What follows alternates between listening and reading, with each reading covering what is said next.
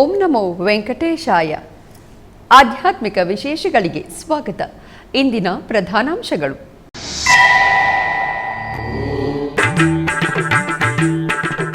ವೈಭವದಿಂದ ನಡೆದ ಹನುಮಾನ್ ಚಾಲೀಸ ಪಾರಾಯಣ. ಜೈ ಹನುಮಾನ್ ನಾಮಸ್ಮರಣೆಯಲ್ಲಿ ಪ್ರತಿಧ್ವನಿಸಿದ ತಿರುನಗರಿ.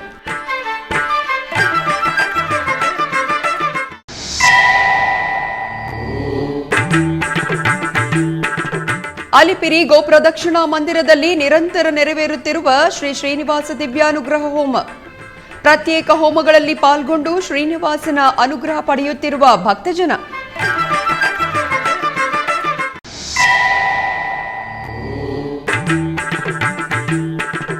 ತುಳುನಾಡಿನಲ್ಲಿ ವಿಜೃಂಭಿಸಿದ ನವಗುಳಿಗ ಜಾತ್ರಾ ಮಹೋತ್ಸವ.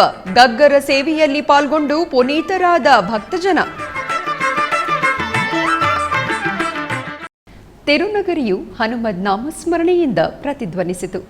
ತಿರುಪತಿಯ ರಾಮಕೃಷ್ಣ ಮಿಷನ್ ಪ್ರಾಂಗಣದಲ್ಲಿ ಪುಷ್ಯಮಾಸದ ಮಂಗಳವಾರ ಹನುಮಾನ್ ಚಾಲೀಸ ಪಾರಾಯಣ ಕಾರ್ಯಕ್ರಮವು ಮಹೋತ್ತರವಾಗಿ ಜರುಗಿತು.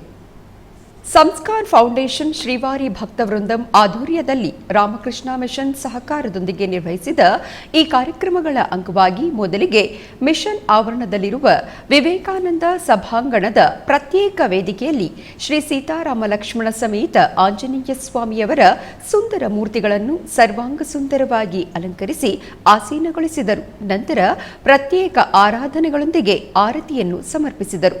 ನಂತರ ಭಕ್ತರು ಜೈ ಶ್ರೀರಾಮ್ ಜೈ ಹನುಮಾನ್ ನಾಮಸ್ಮರಣೆಗಳೊಂದಿಗೆ ಶ್ರದ್ಧಾ ಭಕ್ತಿಯಿಂದ ಹನುಮಾನ್ ಚಾಲೀಸ ಪಾರಾಯಣವನ್ನು ನಿರ್ವಹಿಸಿದರು. ಆನಂತರ ಉತ್ಸವ ಮೂರ್ತಿಗಳಿಗೆ ಧೂಪದೀಪ ನೈವೇದ್ಯಗಳ ನಡುವೆ ಮಹಾಮಂಗಳಾರತಿಯನ್ನು ಸಮರ್ಪಿಸಿ ಪ್ರಸಾದ ವಿತರಣೆ ಮಾಡಿದರು. ಈ ಕಾರ್ಯಕ್ರಮದಲ್ಲಿ ಸಂಸ್ಕಾರ್ ಫೌಂಡೇಶನ್ ಅಧ್ಯಕ್ಷರಾದ ರಾಜೇಶ್ ಕುಮಾರ್ ಮತ್ತಿತರರು ಪಾಲ್ಗೊಂಡಿದ್ದರು. ಟಿಟಿಡಿ ಆಧ್ವರ್ಯದಲ್ಲಿರುವ ತಿರುಪತಿಯ ಅಲಿಪಿರಿಯಲ್ಲಿನ ಶ್ರೀ ವೆಂಕಟೇಶ್ವರ ಸಪ್ತಗೋ ಪ್ರದಕ್ಷಿಣಾ ಮಂದಿರದಲ್ಲಿ ನವೆಂಬರ್ 23ನೇ ತಾರೀಕಿನಿಂದ ಶ್ರೀ ಶ್ರೀನಿವಾಸ ದಿವ್ಯಾನುಗ್ರಹ ಹೋಮವನ್ನು ನಿರಂತರವಾಗಿ ನಿರ್ವಹಿಸುತ್ತಿದ್ದಾರೆ.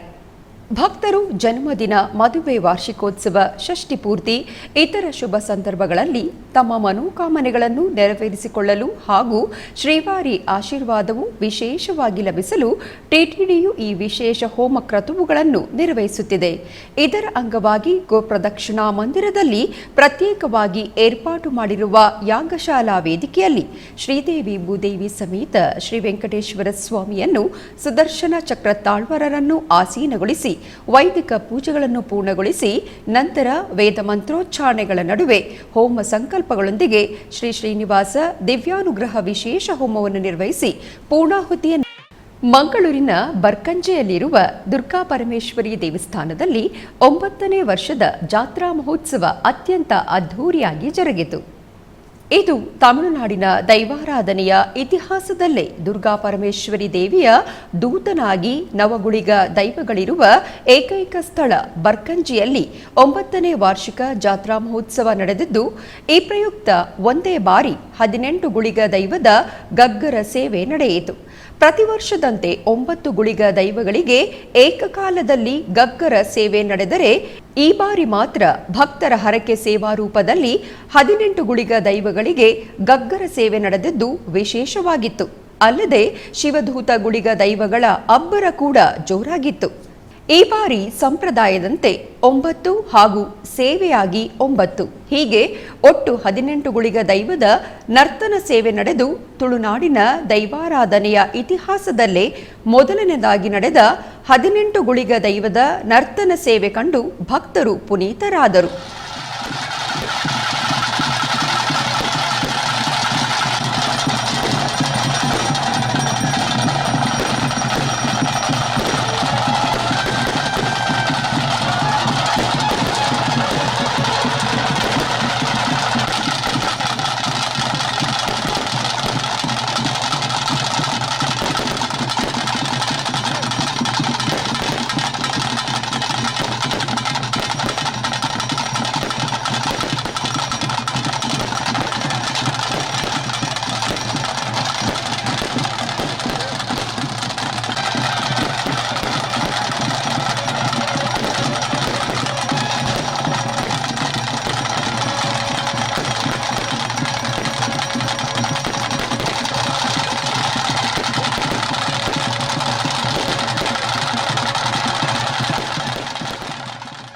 ತಿರುಪತಿಯ ಶ್ರೀ ವೆಂಕಟೇಶ್ವರ ವೇದ ವಿಶ್ವವಿದ್ಯಾಲಯದಲ್ಲಿ ಮಂಗಳವಾರ ವೈಖಾನಸ ಅರ್ಚಕ ಶಿಕ್ಷಣ ಕಾರ್ಯಕ್ರಮ ಅತ್ಯಂತ ಘನವಾಗಿ ಪ್ರಾರಂಭವಾಯಿತು. 3 ದಿನಗಳ ಕಾಲ ಜರುಗುವ ಈ ಕಾರ್ಯಕ್ರಮದ ಅಂಗವಾಗಿ ಮೊದಲನೆಯ ದಿನ ಮಂಗಳವಾರ ಟಿಟಿಡಿ ಅನುಬಂಧ ಆಲಯದಿಂದ ಅರ್ಚಕರು ಅಧಿಕ ಸಂಖ್ಯೆಯಲ್ಲಿ ಪಾಲ್ಗೊಂಡಿದ್ದರು.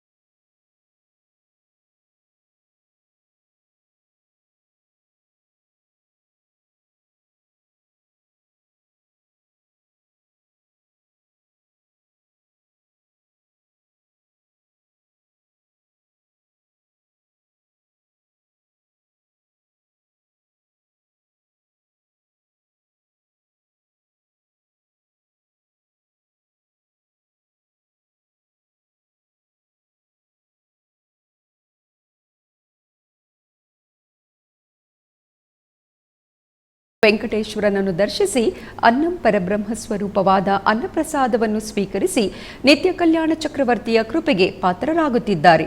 ಭಕ್ತರು ತಮ್ಮ ಶುಭ ಕಾರ್ಯಗಳಾದ ಜನ್ಮದಿನ, ಮದುವೆ ವಾರ್ಷಿಕೋತ್ಸವ, ಷಷ್ಠಿ ಪೂರ್ತಿ, ಇನ್ನು ಅನೇಕ ಶುಭ ಕಾರ್ಯಗಳಲ್ಲಿ ನಿತ್ಯ ನಿರ್ವಹಿಸುತ್ತಿರುವ ಅನ್ನದಾನಕ್ಕೆ ತಮ್ಮ ಉದಾರ ಮನಸ್ಸಿನಿಂದ ಅನ್ನಪ್ರಸಾದವನ್ನು ನೆರವೇರಿಸಲು ಇಚ್ಛೆ ಇದ್ದವರು ಬೆಂಗಳೂರು ಟಿಟಿಡಿ ಆಲಯದ ಪ್ರಧಾನ ಕಚೇರಿಗೆ ಸಂಪರ್ಕಿಸಬೇಕಾಗಿ ವಿನಂತಿ.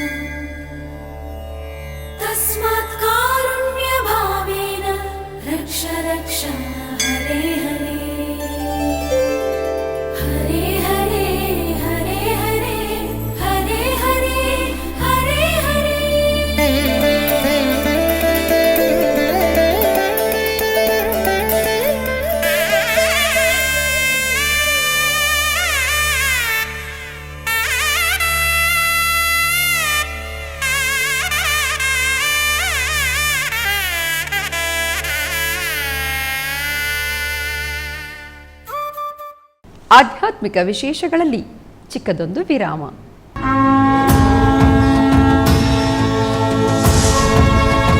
ರಥಸಪ್ತಮಿ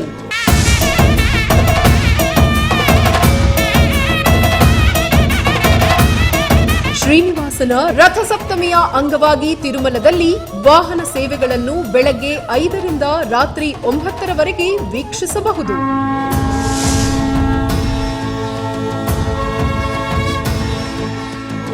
ಫೆಬ್ರವರಿ 16ನೇ ತಾರೀಖು ಬೆಳಗ್ಗೆ 5:30ಕ್ಕೆ ಸೂರ್ಯಪ್ರಭ ವಾಹನ, ಬೆಳಗ್ಗೆ 9 ಗಂಟೆಗೆ ಚಿಕ್ಕ ಶೇಷ ವಾಹನ, ಬೆಳಗ್ಗೆ 11 ಗಂಟೆಗೆ ಗರುಡ ವಾಹನ, ಮಧ್ಯಾಹ್ನ 1 ಗಂಟೆಗೆ ಹನುಮಂತ ವಾಹನ,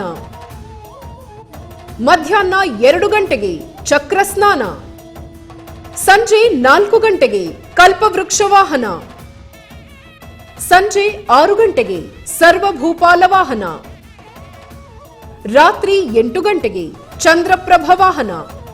ಶ್ರೀನಿವಾಸನ ರಥಸಪ್ತಮಿಯ ಕಾರ್ಯಕ್ರಮ ನಿಮ್ಮ ಶ್ರೀ ವೆಂಕಟೇಶ್ವರ ಭಕ್ತಿ ಚಾನೆಲ್ 3 ಕನ್ನಡದಲ್ಲಿ ವೀಕ್ಷಿಸಿ ಕೃತಾರ್ಥರಾಗಿ. ಆಧ್ಯಾತ್ಮಿಕ ವಿಶೇಷಗಳಿಗೆ ಪುನಃ ಸ್ವಾಗತ. ಉಡುಪಿಯ ಶ್ರೀಕೃಷ್ಣ ಮಠದ ಮಧ್ವ ಮಂಟಪದಲ್ಲಿ ಪುರಂದರದಾಸರ ಆರಾಧನಾ ಮಹೋತ್ಸವ ಅತ್ಯಂತ ವೈಭವದಿಂದ ಜರುಗಿತು. ಇದರ ಅಂಗವಾಗಿ ಪುರಂದರ ವಿಠಲ ಅಂಕಿತವುಳ್ಳ ಕೀರ್ತನೆಗಳ ಸ್ಪರ್ಧೆಯ ಕಾರ್ಯಕ್ರಮವನ್ನು ಪರ್ಯಾಯ ಪುತ್ತಿಗೆ ಮಠದ ಶ್ರೀ ಸುಗುಣೇಂದ್ರ ತೀರ್ಥ ಶ್ರೀಪಾದರು ಉದ್ಘಾಟಿಸಿ ಅನುಗ್ರಹ ಸಂದೇಶ ನೀಡಿದರು. ಪುರಂದರ ವಿಠಲ ಉತ್ಸವ ನಡೀತಾ ಇರೋದು ಬಹಳ ವಿಶೇಷ. ನೀವೆಲ್ಲರೂ ಕೂಡ ಆ ಪುರಂದರದಾಸರ ಕೀರ್ತನೆಗಳನ್ನು ಸ್ಪರ್ಧಾ ರೂಪದಲ್ಲಿ ಹಾಡಲಿಕ್ಕೆ ಬಂದದ್ದು ಬಹಳ ಸಂತೋಷ. ದೇವರ ಹಾಡನ್ನು ಹೇಳಲಿಕ್ಕೆ ನಮ್ಮಲ್ಲಿ ಸ್ಪರ್ಧೆ ಬೇಕು. ದೇವರ ಹಾಡನ್ನು ಹೇಳಲಿಕ್ಕೆ ನಾವು ಹಿಂಜರಿಯಬಾರದು, ನಾವು ಮುಂದೆ ಬರಬೇಕು. ಅದಕ್ಕೋಸ್ಕರ ಈ ಸ್ಪರ್ಧೆಯನ್ನು ನಾವು ಆಯೋಜಿಸಿದ್ದೇವೆ. ನೀವೆಲ್ಲರೂ ಕೂಡ ಪುರಂದರದಾಸರ ಹಾಡುಗಳನ್ನು ಹಾಡುವ ಮೂಲಕ ಸ್ಪರ್ಧೆಯನ್ನು ಗೆಲ್ಲಬೇಕು, ಕೃಷ್ಣನನ್ನು ಗೆಲ್ಲಬೇಕು, ಕೃಷ್ಣನ ಅನುಗ್ರಹವನ್ನು ಪಡೆಯಬೇಕು. ಆ ರೀತಿ ಆಗಲಿ ಅಂತ ಹೇಳಿ ಹಾರೈಸ್ತಾ ಇದ್ದೆ. ಇದೇ ಸಂದರ್ಭದಲ್ಲಿ ಟಿಟಿಡಿ ಬೋರ್ಡ್ ಸದಸ್ಯರಾದ ಆರ್.ವಿ. ದೇಶಪಾಂಡೆ ಶ್ರೀಕೃಷ್ಣನ ದರ್ಶನ ಪಡೆದು ಪರ್ಯಾಯ ಶ್ರೀಪಾದರಿಂದ ಅನುಗ್ರಹ ಮಂತ್ರಾಕ್ಷತೆ ಪಡೆದರು.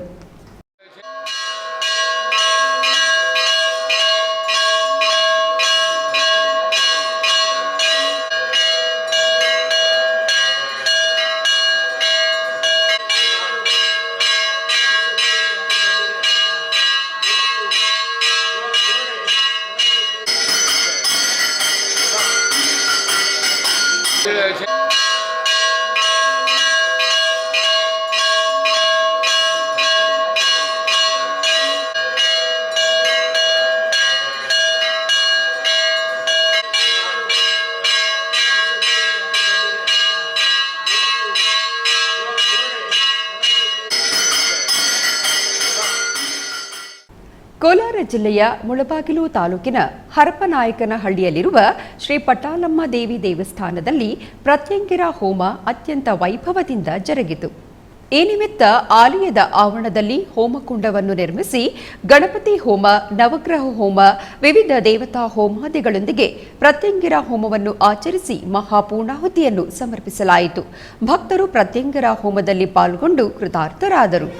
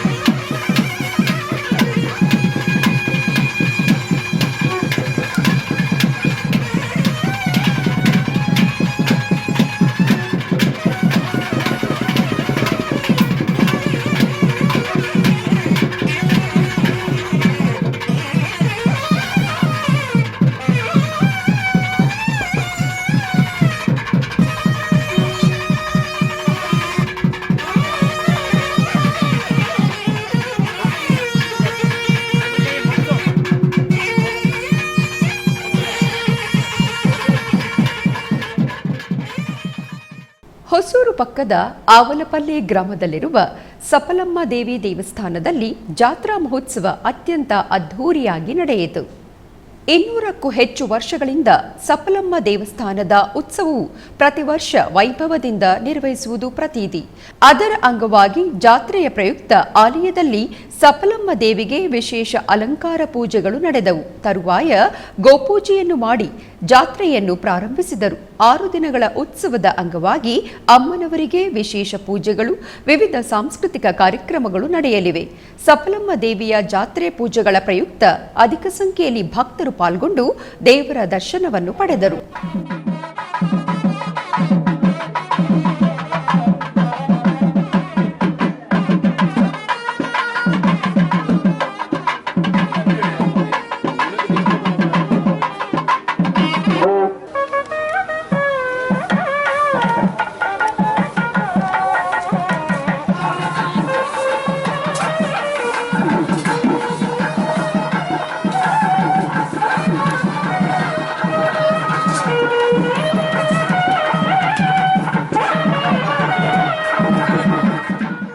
ರಾಯಚೂರು ಜಿಲ್ಲೆಯ ದೇವದುರ್ಗ ತಾಲೂಕಿನ ಮಸರಕಲ್ಲು ಗ್ರಾಮದಲ್ಲಿ ಶ್ರೀ ಗೋಪಾಲದಾಸರ ಪುಣ್ಯತಿಥಿಯ ಅಂಗವಾಗಿ ವಿಶೇಷವಾಗಿ ಪೂಜೆಯನ್ನು ಸಲ್ಲಿಸಲಾಯಿತು.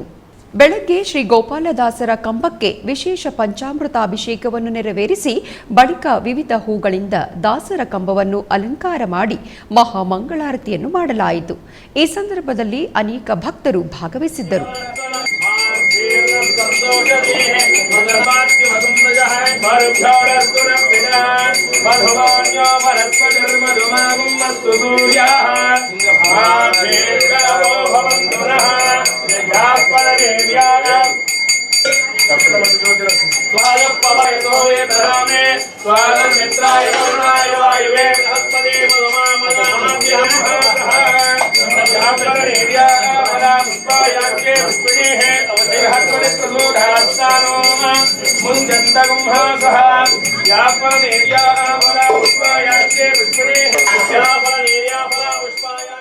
ಶ್ರೀ ಪಟ್ಟಾಲಮ್ಮ ದೇವಸ್ಥಾನದಲ್ಲಿ ಅಷ್ಟಬಂಧ ಮಹಾಕುಂಭಾಭಿಷೇಕ ಮಹೋತ್ಸವವು ಅತ್ಯಂತ ವೈಭವದಿಂದ ಜರುಗಿತು.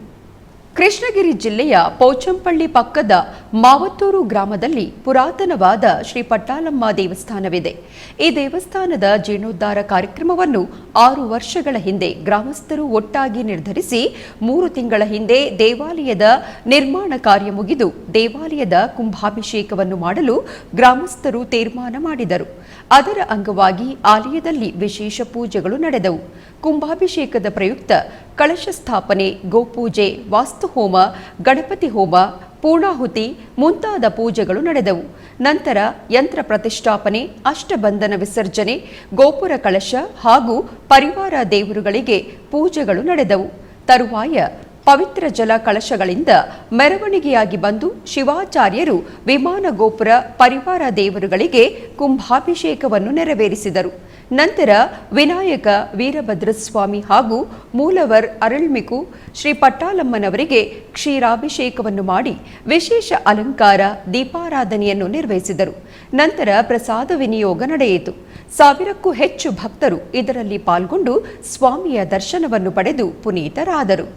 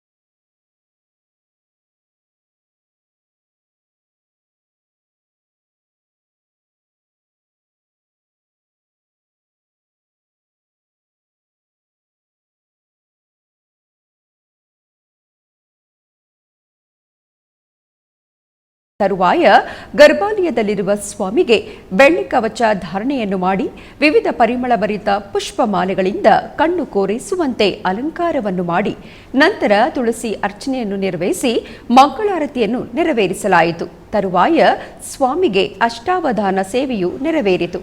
ಅಧಿಕ ಸಂಖ್ಯೆಯಲ್ಲಿ ಭಕ್ತರು ದೇವಾಲಯಕ್ಕೆ ಆಗಮಿಸಿ ಸ್ವಾಮಿಗೆ ಜರುಗಿದ ಉತ್ಸವಾದಿ ಪೂಜೆಗಳಲ್ಲಿ ಭಾಗಿಯಾಗಿ ಪುನೀತರಾದರು.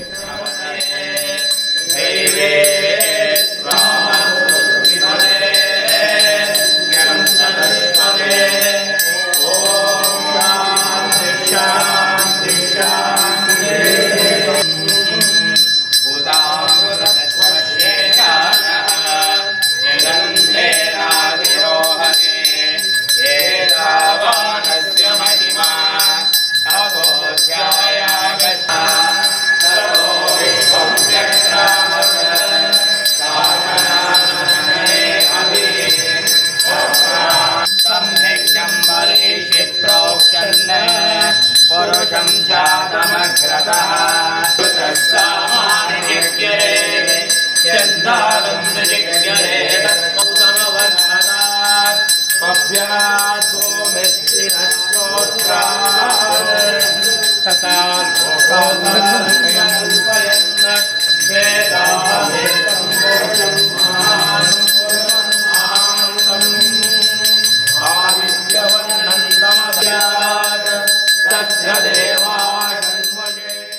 ಆಂಧ್ರಪ್ರದೇಶದ ಗಡಿಭಾಗದ ರಾಂಪುರದಲ್ಲಿರುವ ಶ್ರೀ ಗಣಪತಿ ದೇವಾಲಯದ ಜೀರ್ಣೋದ್ಧಾರ ಪುನಃಪ್ರತಿಷ್ಠಾ ಕಾರ್ಯಕ್ರಮವು ಅತ್ಯಂತ ವೈಭವದಿಂದ ಜರುಗಿತು. ಈ ನಿಮಿತ್ತ ಆಲಯದ ಆವರಣದಲ್ಲಿ ಕಳಶಗಳನ್ನು ಸ್ಥಾಪಿಸಲಾಯಿತು. ನಂತರ ಗಣಪತಿ ಪೂಜೆ, ಶುದ್ಧ ಪುಣ್ಯಾಹ, ಕಂಕಣ ಧಾರಣೆ, ಕಳಶ ಪೂಜೆಗಳನ್ನು ಮಾಡಲಾಯಿತು. ನಂತರ ಹೋಮಕುಂಡವನ್ನು ನಿರ್ಮಿಸಿ ವಿವಿಧ ರೀತಿ ಹೋಮಗಳು ಮತ್ತು ವಾಸ್ತು ಹೋಮವನ್ನು ಆಚರಿಸಿ ಲಘುಪೂರ್ಣಾಹುತಿಯನ್ನು ಸಮರ್ಪಿಸಲಾಯಿತು. ಬಳಿಕ ಶಿಲಾ ವಿಗ್ರಹಗಳಿಗೆ ಆದಿವಾಸ ಪೂಜೆಗಳು ಮಾಡಲಾಯಿತು. ತರುವಾಯ ಶಯ್ಯಾದಿವಾಸ ಪೂಜೆಯನ್ನು ಸಲ್ಲಿಸಿ ಮಂಗಳಾರತಿಯನ್ನು ಬೆಳಗಲಾಯಿತು. ಅನೇಕ ಮಂದಿ ಭಕ್ತರು ವಿಶೇಷ ಪೂಜೆಯಲ್ಲಿ ಪಾಲ್ಗೊಂಡು ಧನ್ಯರಾದರು.